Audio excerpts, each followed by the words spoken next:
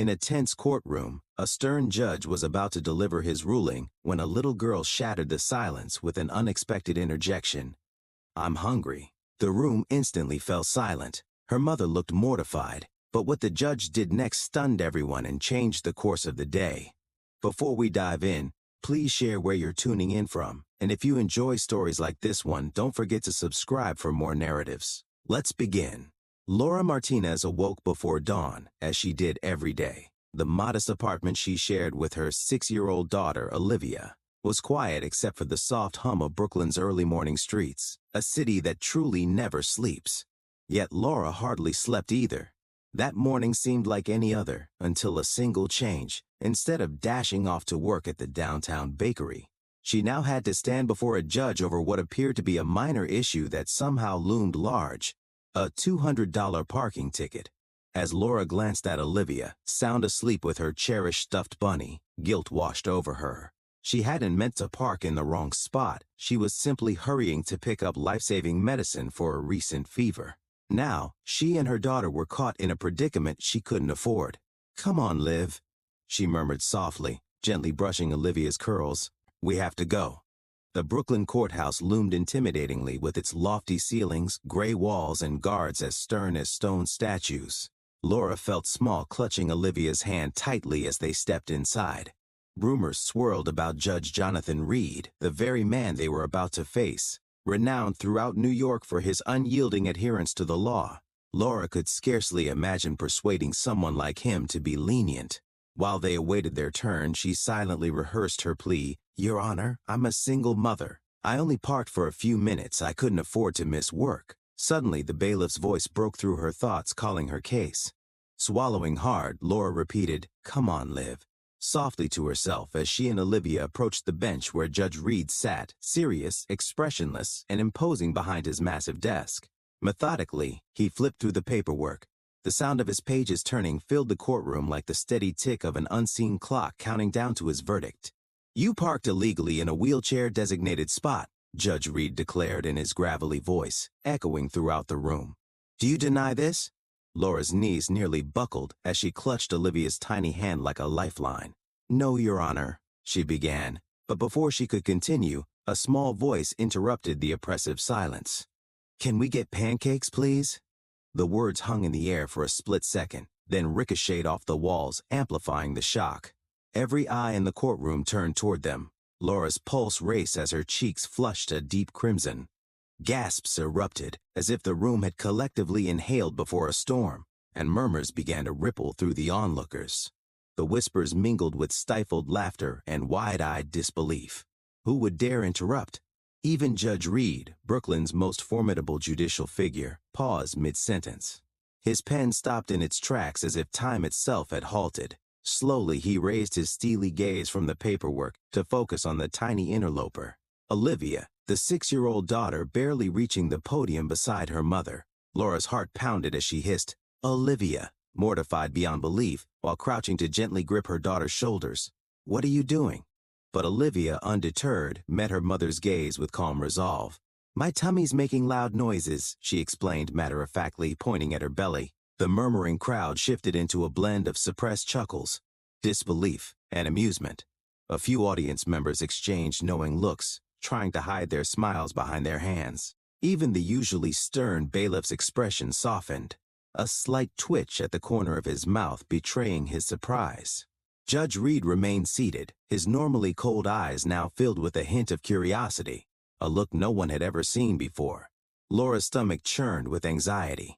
This was it, she thought, her heart hammering as she braced for the worst.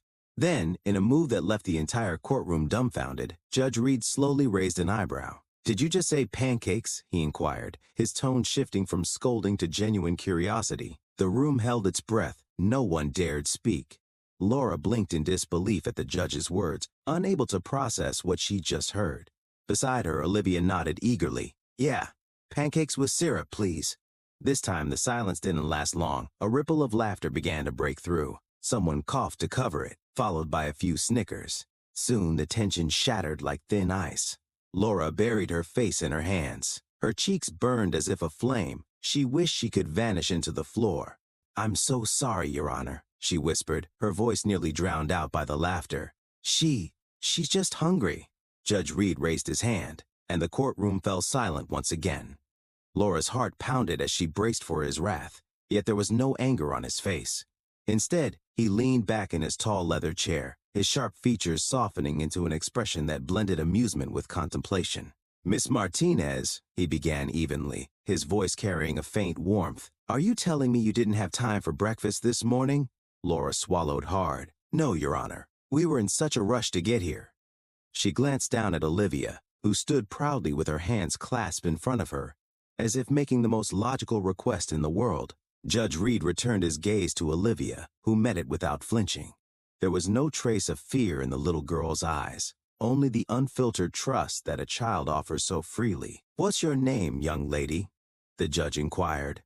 "Olivia," she replied confidently. "But you can call me Olivia." A gentle ripple of laughter spread through the room.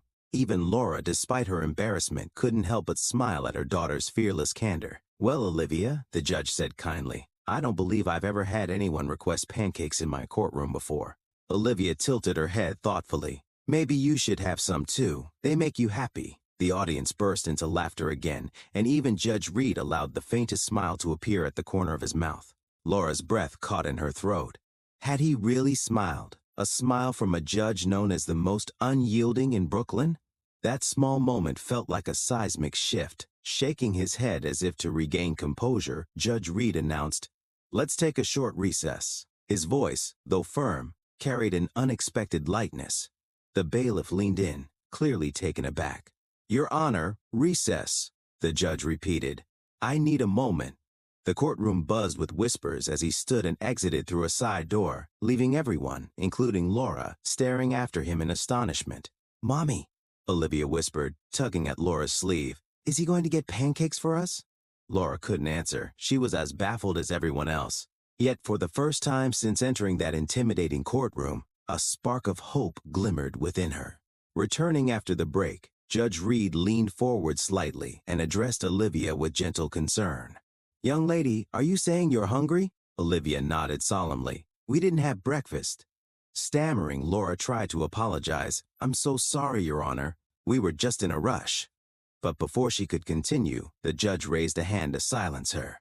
"Miss Martinez, give me a moment." The murmurs in the courtroom grew as people exchanged glances, whispering about the judge's unexpected patience. Softening his tone further, Judge Reed turned his attention directly to Olivia. "What does your mom do for work?" he asked. Olivia brightened as she answered. "She bakes cakes and cookies at a bakery, and sometimes she works late at a restaurant." The judge nodded, listening thoughtfully. "That sounds like a lot of hard work," he remarked. The room quieted as Olivia continued, describing how her mom worked tirelessly and how they rarely had time together because of her busy schedule. Laura sat frozen as her daughter unwittingly revealed their struggles to everyone present. When the session resumed, the atmosphere felt transformed, lighter, as if Olivia's honest words had opened a window and let the sunlight pour in. Laura took her seat at the defendant's table with Olivia nestled beside her, both quietly absorbing the unexpected turn of events. Judge Reed re-entered the room, his flowing black robe marking his presence as he resumed his seat. The silence returned, but now it was free of tension. The heavy aura of his usual presence had softened into understanding. Clearing his throat and adjusting his glasses, Judge Reed fixed his gaze on Laura. "Miss Martinez," he began evenly, his voice now imbued with warmth, "I've reviewed your case." Laura's heart raced as she braced herself for the decision. Would he reduce the fine or impose a penalty? "Do you have a clean record?" he asked. He continued, "Not a single previous citation or legal infraction. You've done your best to stay on the right side of the law, and I understand the circumstances that led you here." Gripping the edge of the table, Laura felt the room shrink around her as she awaited the verdict that would change everything. Then came the words that swept over her like a wave of relief. "Given your history and the efforts you make for your daughter, I am dismissing the $200 ticket." A stunned silence fell over the room. Then, as if a dam had burst, soft applause began, and soon grew into cheers, claps, and murmurs of approval. Even the bailiff's stern expression softened into a small smile, and those in the gallery nodded in quiet affirmation, murmuring, It's about time. Overwhelmed, Laura gasped, her hand flying to her mouth as tears welled up in her eyes. She could hardly believe what she was hearing. The heavy burden that had weighed on her for so long now seemed to lift. "Thank you," she whispered through her tears, her voice trembling with emotion. "Thank you so much, Your Honor." Olivia beamed up at her mother as if she'd always known things would turn out fine. "See, Mommy? I told you pancakes make people happy." A gentle chuckle rippled through the courtroom, but Judge Reed wasn't finished. He reached for a folder on his desk and carefully opened it. "Miss Martinez," he said softly, addressing her once more. "While dismissing this ticket eases your immediate burden, I also want to help you face the larger challenges." He handed a printed sheet to the bailiff, who delivered it to Laura. "This list includes resources for childcare, support, job training, and even an online degree program at no cost to you." Laura stared at the paper through tear-filled eyes, the printed words blurred as she read them aloud, scarcely believing that such opportunities existed. Her hands trembled as she clutched the list, as if afraid it might vanish if she let go. Judge Reed continued, "I understand that being a single mother is challenging, a challenge that most of us cannot fully imagine. These resources can give you a chance to build something better for you and your daughter." Laura's knees weakened as she held the list close, a lifeline in her hands. Barely able to look up, she whispered, I don't know how to thank you." "There is no need to thank me," Judge Reed replied, offering a gentle smile. "Justice isn't solely about punishment. It's about understanding and lending a hand when it's needed most." Overcome with emotion, Laura couldn't stop crying, tears of disbelief, relief, and gratitude mingling freely. Meanwhile, Olivia tugged at her sleeve again, asking, "Mommy, are you happy now?" Laura pulled her daughter close, pressing a tender kiss to her curls, and whispered, "Yes, baby." "I'm happy." Judge Reed's final words resonated in the courtroom. "This case is dismissed." The room erupted into louder applause as people rose to their feet, cheering softly as though witnessing something truly precious. Justice had been served with a human heart. For Laura, it wasn't merely about a dismissed ticket. It was about the restored hope and the kindness shown when she least expected it.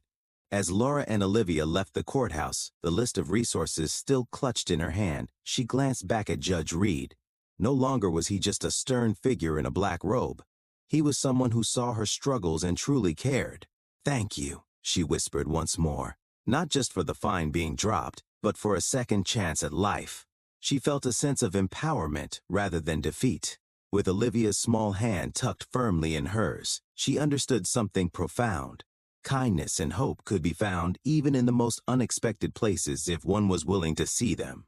The heartwarming moment quickly spread beyond the courtroom. Local news outlets and social media platforms shared the story of a judge who defied his rigid reputation, moved by the honesty of a hungry 6-year-old. The public response was overwhelming, with many praising his ability to show both wisdom and empathy. Conversations sparked across social media about the role of justice in society, and many people reflected on how small acts of kindness could create a ripple effect of change. For Laura, this marked the start of a new chapter. She enrolled in the online degree program, secured better childcare, and, for the first time in years, felt a renewed sense of hope for the future. She finally allowed herself to dream again, envisioning a time when she could provide Olivia with more stability and opportunities. As for Judge Reed, the experience changed him as well. He came to understand that the law wasn't just about enforcing rules. It was also about compassion and lifting up those who needed it most. He began implementing new initiatives to help low-income individuals access legal aid and resources that could prevent them from falling through the cracks. Months later, on a bright morning, Laura sat at their small kitchen table, studying for her classes while Olivia happily munched on a plate of pancakes, her favorite breakfast. The aroma of syrup and butter filled their tiny apartment, making it feel warmer and more hopeful than ever before. "Mommy, do you think the nice judge likes pancakes too?" Olivia asked with a giggle, swinging her legs beneath the chair. Laura smiled warmly, a twinkle in her eye. "I really think he does, sweetie. Sometimes the pure honesty of a child can open hearts, change lives, and remind us all that kindness often appears in the most unexpected places." And in this case, a simple request for pancakes had reshaped the lives of 2 people forever. What are your thoughts on the judge's decision? Do you think he made the right call in dismissing the fine and helping a struggling mother? If you were in his position, what would you have done? Share your thoughts in the comments below. We'd love to hear your perspective. See you in the next video.